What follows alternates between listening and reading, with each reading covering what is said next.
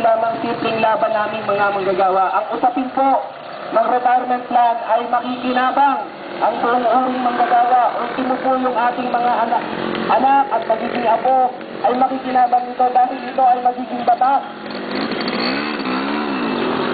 Kaya po kami ay magsusumbong sa iyo, tulungan niyo kami sa anyo ng pagbaboycott sa lahat ng produktong gawa ng Nestle para sumunod ang dayuhang kapitalistang Nestle ito sa batas ng Pilipinas. Dayuhan sa sarili nating bayan, dinalabag ang batas sa Pilipinas. Kaya po, ano po ang dapat natin gawin? Pagtulungan po natin para siya ay sumunod. Huwag po natin binuhin ang kanyang mga produkto. I-boycott po natin ang lahat ng produktong gawa ng Nestle.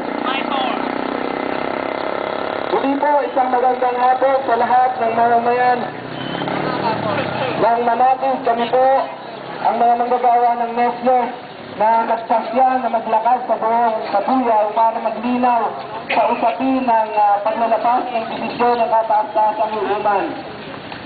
Pumapagor po ang desisyon ng kataas-taasang hukuman sa mga manggagawa ng Nestle na nakawelga. Mahigit 6 na taon na po kami nakawelga.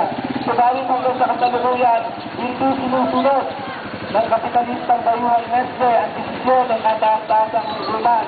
Kung kaya kami ay nagsagawa ng isang lakbayan ito, nagpasya kami maglakad para ilinaw sa malawak na mamamayan ng Kabuyaw ang tunay na posisyon ng kataas-taasang hukuman. Kami po ay ibigay ng tulong sa inyo sa inyong pagtulong sa lahat ng